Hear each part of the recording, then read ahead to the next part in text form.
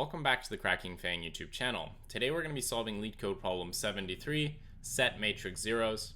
Before we get into it, just want to remind you guys, please subscribe to the channel, it really helps me grow. Given an m by n integer matrix, if an element is 0, set its entire row and its columns to 0, and you must do this in place. Let's look at some examples. So we see that in the middle of this matrix here, we have a 0, which means that its entire row and columns need to be set to 0. So we would set these to 0, 0, and 0. And as you can see, we have 0, 0, 0, like we had just set. Okay, so for this one, same thing. Both this row has 0, so everything in the row needs to get set to a 0. This is already a 0, so we don't have to worry about it. And then everything in this column needs to get set to a 0. Same with this column. So then we can see that we get our final solution, which has all of these zeros here, which matches with what we've just done. So the way that we want to solve this, this solution is going to be using a depth first search approach.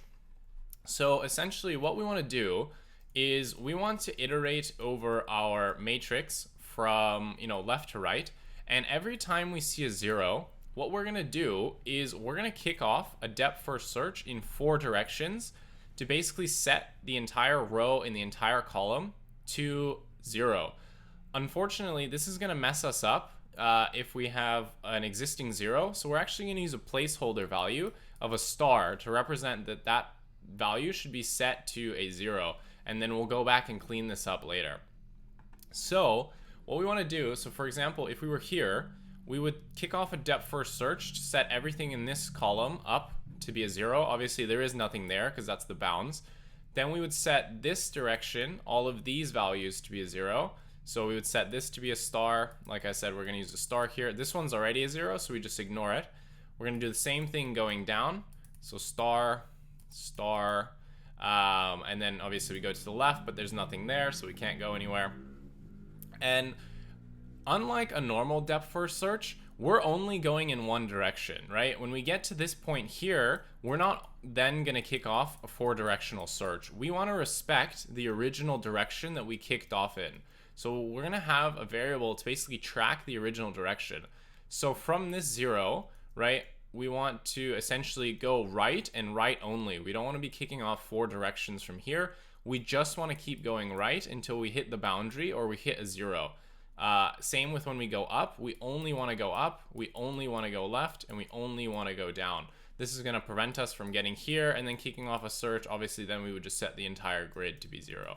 So once we've actually done that, we will have set all of the non-zero points to basically be, a star, right?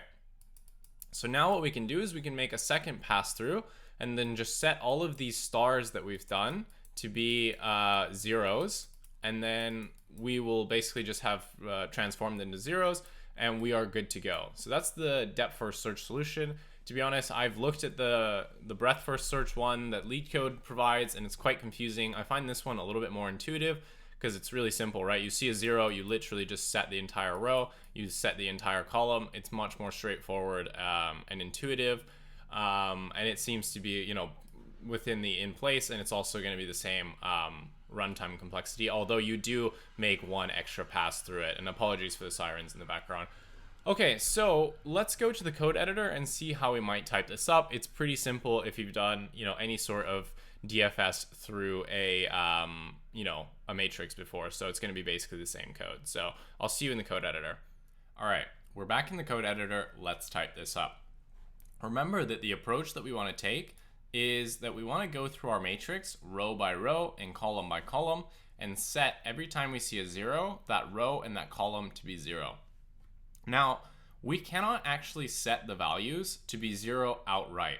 And the reason for this is we would mess ourselves up. So let's think about what would happen if we actually set it to be 0. So, we go row by row, column by column, looking for 0. So obviously, not a 0, not a 0, not a 0, not a 0, 0. Okay, so we need to set this entire row and this entire column to be zeros. So we set this to 0, this to 0, this to 0, this to 0. Now, why is that going to be a problem? Well, if this is a 0 and we're going row by row, column by column, looking for zeros, what's going to happen in the next step of our iteration, remember that the next step is actually going to be visiting this one.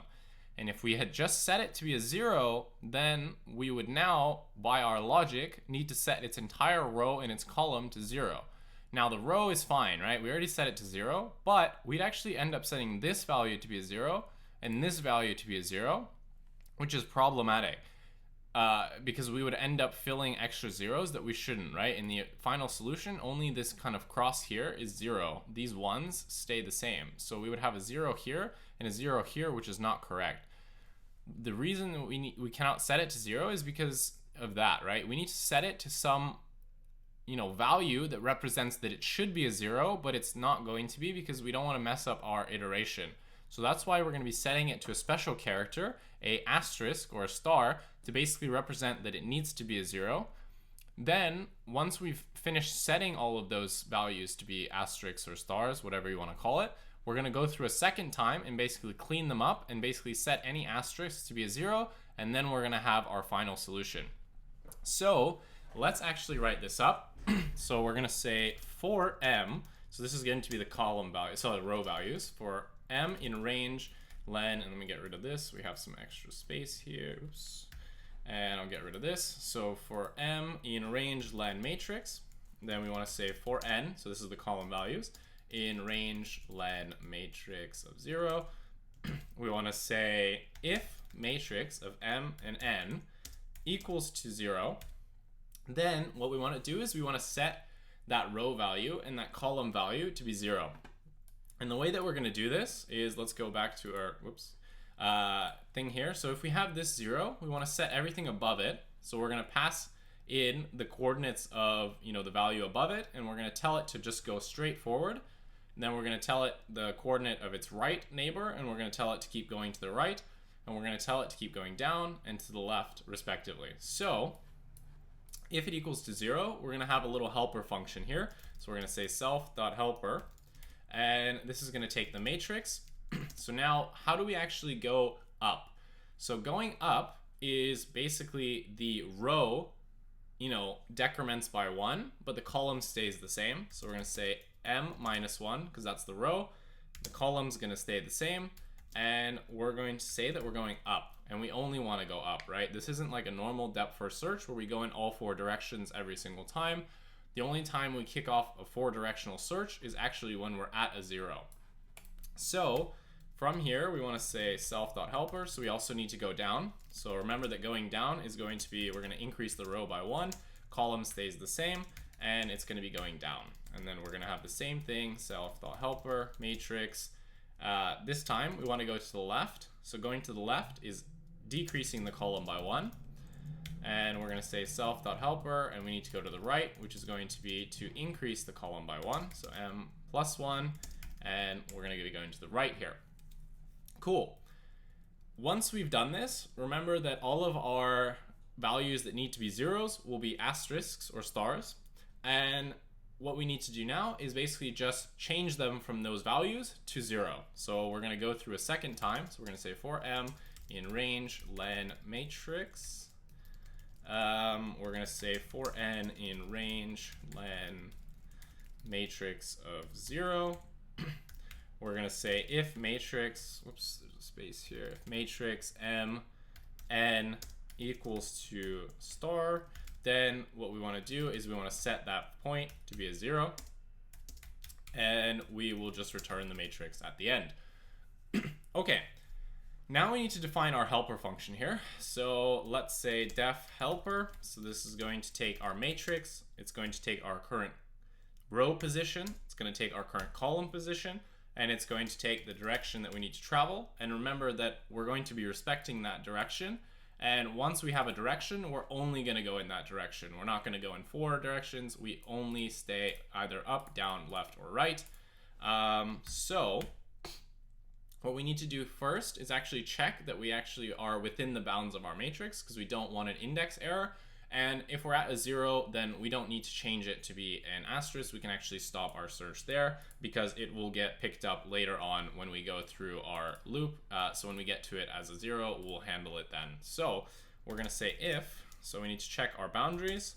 So we're just going to make sure that we're within the bounds of the matrix for the columns, for the rows. And we're gonna do the same thing for the column, so less than len matrix 0. And we wanna make sure that our current point is actually not a 0. So we wanna make sure that we're not a 0. If these things are true, then we can set our value here to be a star.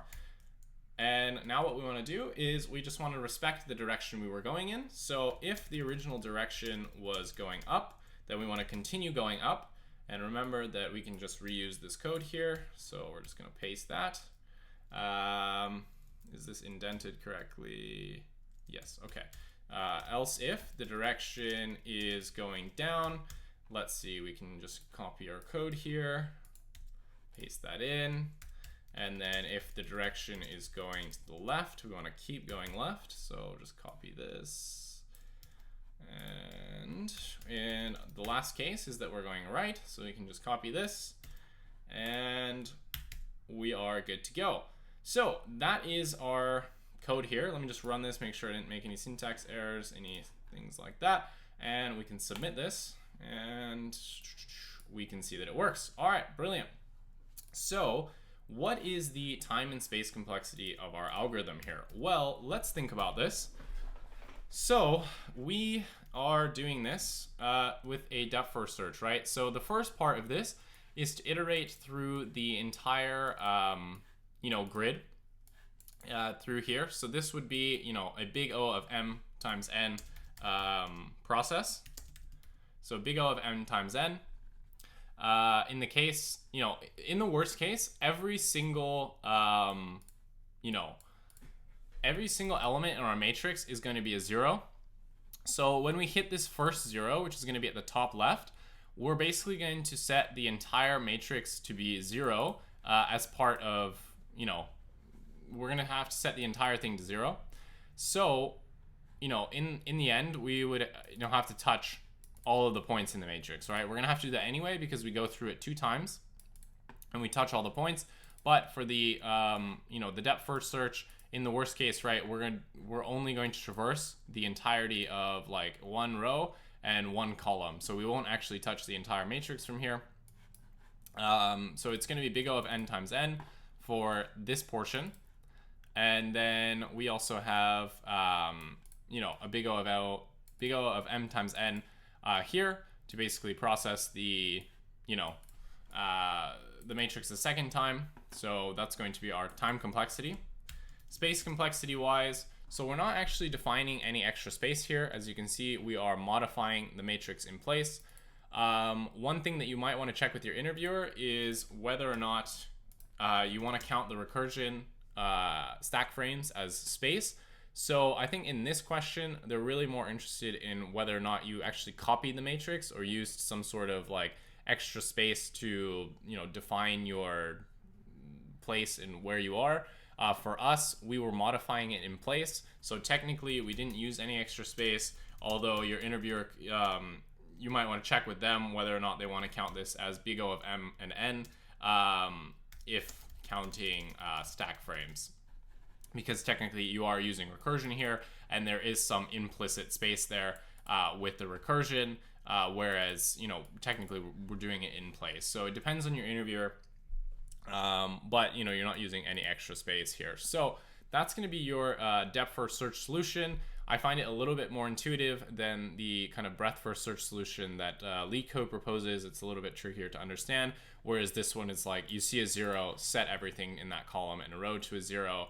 And that's a lot, easier to follow than, just the other solutions out there, and it's still doing it in place. So that is how you solve this question. This was my solution that I came up with. This isn't one of the official ones. This is just how I solved this question. I find it quite intuitive. Hopefully you enjoyed this video. Hopefully you were able to follow along with the solution. Thank you so much for watching. Please subscribe to the channel if you want to see more videos like this. Leave a like and a comment. It really helps the YouTube algorithm. Otherwise, thanks again for watching and have a great rest of your day. Bye.